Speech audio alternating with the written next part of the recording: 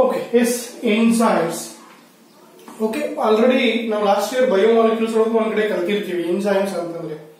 Okay, number of enzymes they involve in function either catabolic or metabolic andre bond breaking or bond making anta heltivi. Illi different kinds of enzymes we are used in rDNA technology. Okay, yes, different kinds of enzymes we used in rDNA technology. Okay, yes, ಯಾವ enzymes ಅನ್ನು use ಮಾಡ್ತೀವಿ? Different kinds of enzymes used in rDNA technology. Okay, yes, ಇಲ್ಲಿ different kinds of enzymes ಯಾವುದು? ಅದರೊಳಗೆ ಒಂದು ನಾವು ಯಾವುದು ಹೇಳ್ತೀವಿ ಅಂದ್ರೆ ಕ್ಲೀವಿಂಗ್ ಎಂಜೈಮ್ಸ್ ಅಂತ ಹೇಳ್ತೀವಿ. ಯಾವುದು? ಕ್ಲೀವಿಂಗ್ ಎಂಜೈಮ್. ಹೆಸರು ಹೇಳುತ್ತೆ ಕ್ಲೀವ್ ಅಂತ ಹೇಳಿ. ಓಕೆ, ಕ್ಲೀವಿಂಗ್ ಅಂದ್ರೆ ಕಟ್ ಮಾಡೋಕೆ ಯೂಸ್ ಮಾಡೋದು. Okay, yes, cleaving enzyme. These enzymes use to break DNA molecule. Okay, yes, these enzymes ಇದರೊಳಗೆ ಮತ್ತೆ ಗ್ರೂಪ್ ಇದೆ, are used to break DNA molecule. Okay, yes, longer length DNA ನ break ಮಾಡಲಿಕ್ಕೆ ಈ cleaving enzymes use ಮಾಡ್ತೀವಿ. Okay, ಇದರೊಳಗೆ ಮೂರು class ಇದೆ. They are 3 types. They are 3 types. Okay, yes, 3 types ಯಾವುದು? ಒಂದು ಎಕ್ಸೋನ್ಯೂಕ್ಲಿಯೇಸ್ ಅಂತ ಬರುತ್ತೆ. ಎಕ್ಸೋನ್ಯೂಕ್ಲಿಯೇಸ್ ಹೆಸರು ಹೇಳುತ್ತೆ ಎಕ್ಸೋ ಅಂತಂದ್ರೆ ದಂಡಿ ಅಂತ ಅರ್ಥ ಆಗುತ್ತೆ, ಸೈಡ್. ಓಕೆ, ಇಲ್ಲಿ ಒಂದು ಡಬಲ್ ಸ್ಟ್ಯಾಂಡರ್ಡ್ DNA ಇರುತ್ತೆ. ನಿಮ್ಗೆ ಗೊತ್ತಿದೆ, ಕೆಮಿಕಲ್ ಪೊಲಾರಿಟಿ 5' 3' 3' 5'. ಓಕೆ, ಎಸ್, ಈ ಎಂಜೈಮ್ಸ್ ಏನ್ ಮಾಡ್ತಾವ ಅಂದ್ರೆ ಐದರ್ 3' or 5' ಟರ್ಮಿನಲ್ ಒನ್ ಸ್ಟ್ರಾಂಡ್ ಅನ್ನು ಮಾತ್ರ ಕಟ್ ಮಾಡುತ್ತೆ.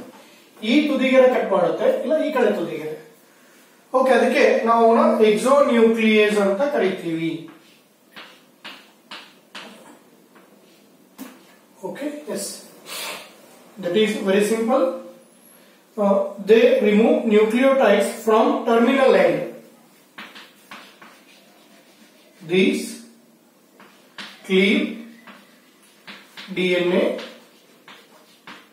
at terminal ends. ತುದಿ ಒಳಗೆ.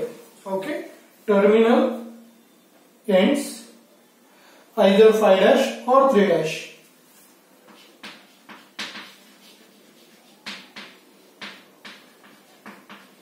ಅದು ಏನಂದ್ರೆ ಒಂದು ಸ್ಟ್ರಾಂಡ್ ಅನ್ನು ಅಷ್ಟೇ ಅವು ಕ್ಲೀವ್ ಮಾಡುತ್ತೆ.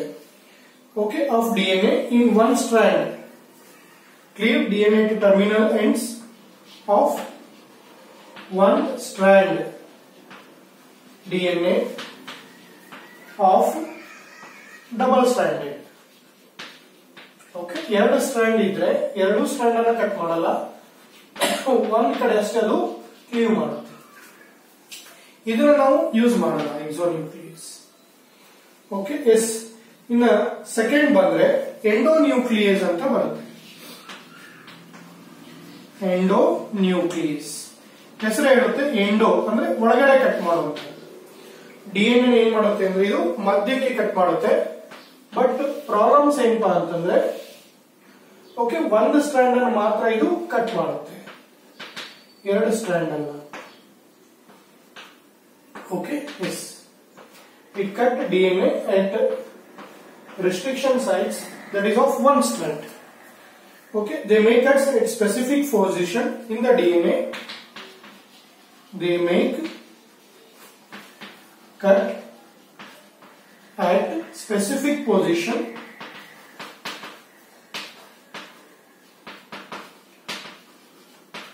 okay, they cut DNA.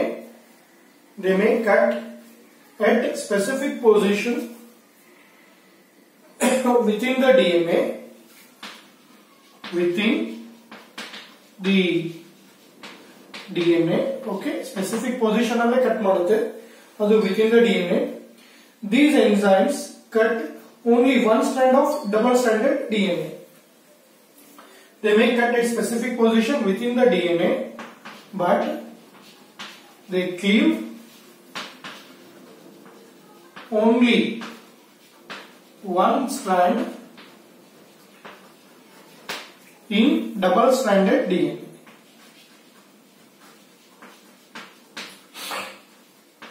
Okay, is double-stranded DNA. In a third bandre illige ನೋಡಿ restriction endonuclease ಅಂತ.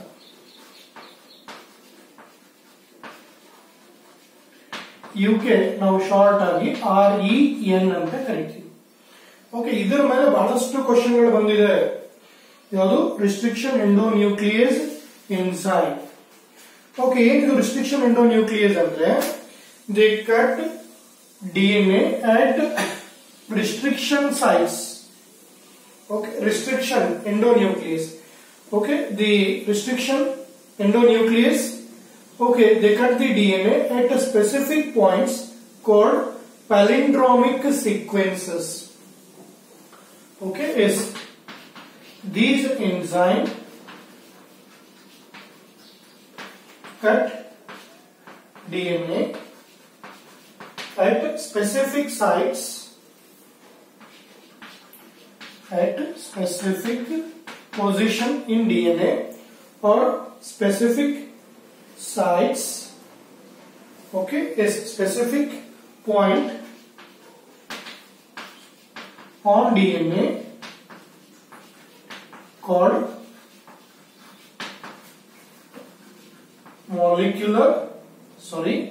called palindromic sequence.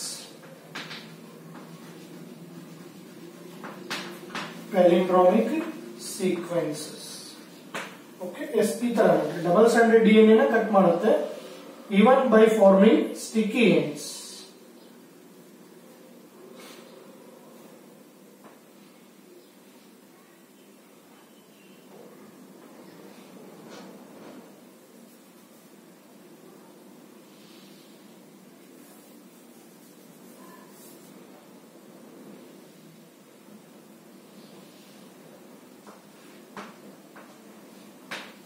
Okay, yes.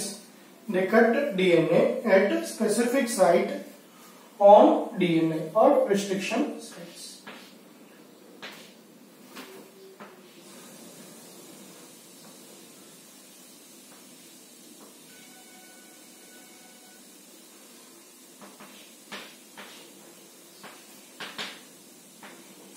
ಇದು ಏನ್ ಮಾಡುತ್ತೆ ಅಂದ್ರೆ ಎರಡು ಸ್ಟ್ರಾಂಡ್ಸ್ ಅನ್ನ ಕಟ್ ಮಾಡುತ್ತೆ.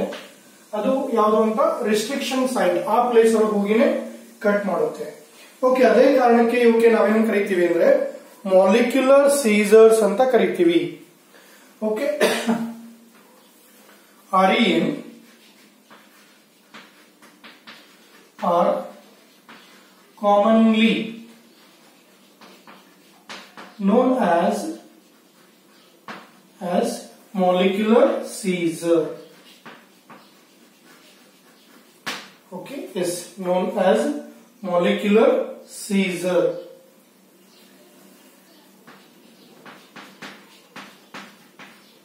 Okay, yes, ಇದು annual exam ಒಳಗೆ 1 marks ಗೆ ಬಂದಿತ್ತು. Okay, which we known as molecular seizures. ಅವಾಗ ನೀವು ಬರೀ REN ಬರೆದ್ರೆ ಸಾಕು, ಮಾರ್ಕ್ಸ್ ಬಂದ್ಬಿಡುತ್ತೆ. ಓಕೆ, ಬಹಳ ಸಿಂಪಲ್ ಆಗಿದೆ. ಯಾವುದು? ಎಂಜೈಮ್ಸ್. ಈಗ different kinds of enzyme used in our DNA technology. ಅದರೊಳಗೆ ಫಸ್ಟ್ ಒನ್ ಗ್ರೂಪ್ ಹೇಳ್ತಾ ಇದ್ದೀವಿ, cleaving enzyme. These enzymes are used to break DNA molecule. Cleaving enzymes ಅನ್ನು ಎದಕ್ಕೆ ಯೂಸ್ ಮಾಡ್ತೀವಿ? DNA ನ ಕ್ಲೀವ್ ಮಾಡ್ಲಿಕ್ಕೆ ಯೂಸ್ ಮಾಡ್ತೀವಿ.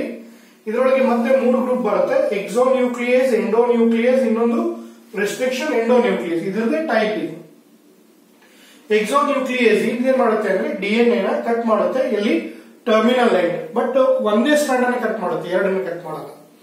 ಇನ್ನು endonuclease they cut it specific position points no doubt with in the DNA, but they cleave only one strand, ಒಂದು strand ಅನ್ನು ಮಾತ್ರ ಕಟ್ ಮಾಡುತ್ತೆ. ಓಕೆ, ಹಾಗಂದ್ರೆ ಬಯೋಟೆಕ್ನಾಲಜಿ ಒಳಗೆ ಜಾಸ್ತಿ ನಾವು ಯೂಸ್ ಮಾಡ್ತಾ ಇರೋದು ಯಾವುದು? Restriction ಎಂಡೋನ್ಯೂಕ್ಲಿಯಸ್. These enzymes cut DNA at specific points on DNA called palindromic sequences. Okay, ಇಲ್ಲೊಂದು ಪ್ರಶ್ನೆ ಬರುತ್ತೆ ನೋಡಿ, ಏನಿದು ಪ್ಯಾಲಿಂಡ್ರೋಮಿಕ್ ಸೀಕ್ವೆನ್ಸಸ್ ಅಂದ್ರೆ ನೋಡೋಣ. ಓಕೆ, ಇವು ಏನ್ ಮಾಡುತ್ತೆ ಅಂದ್ರೆ ಡಿಎನ್ಎ ನ ಎಟ್ ಸ್ಪೆಸಿಫಿಕ್ ಸೈಟ್ ಒಳಗೆ ಕಟ್ ಮಾಡುತ್ತೆ. ಅವಕ್ಕೆ ನಾವು ಪ್ಯಾಲಿಂಡ್ರೋಮಿಕ್ ಸೀಕ್ವೆನ್ಸಸ್ ಅಂತ ಕರಿತೀವಿ. ಓಕೆ, ಇಲ್ಲಿ ಆರ್ಎನ್ ನಾವು ವೈಡ್ಲಿ ಬಯೋಟೆಕ್ನಾಲಜಿ ಒಳಗೆ ಡಿಎನ್ಎ ಕಟ್ ಮಾಡ್ಲಿಕ್ಕೆ ಯೂಸ್ ಮಾಡೋದಕ್ಕೆ ಮಾಲಿಕ್ಯುಲರ್ ಸೀಸರ್ಸ್ ಅಂತ ಕರಿತೀವಿ. ಸರ್ ಹಾಗಾದ್ರೆ ನಾವು ಎಂಡೋನ್ಯೂಕ್ಲಿಯಸ್ ಅನ್ನ ಮಾಲಿಕ್ಯುಲರ್ ಸೀಸರ್ಸ್ ಅಂತ ಹೇಳ್ಬೋದಾ, ಎಕ್ಸೋನ್ಯೂಕ್ಲಿಯಸ್ ಹೇಳ್ಬಹುದು, ತಪ್ಪಿಲ್ಲ. ಬಟ್ ಜನರಲಿ ಬಯೋಟೆಕ್ನಾಲಜಿ ಒಳಗೆ ರಿಸ್ಟ್ರಿಕ್ಷನ್ ಎಂಡೋನ್ಯೂಕ್ಲಿಯಸ್ ಎನ್ಸೈಮ್ಸ್ ಅನ್ನೇ ನಾವು ಮಾಲಿಕ್ಯುಲರ್ ಸೀಸರ್ಸ್ ಅಂತ ಯೂಸ್ ಮಾಡೋದು. ಓಕೆ, ಅದಕ್ಕೆ ಎಕ್ಸಾಮ್ ಒಳಗೆ name molecular scissors are a. Okay, which enzymes used to cleave DNA at a specific points or in genetic engineering or DNA technology?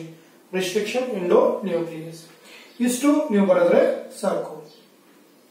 Okay, so now next we are moving to palindromic sequence ಅಂದ್ರೆ ಏನು. Okay, ಅದರ ಬಗ್ಗೆ ನೋಡೋಣ.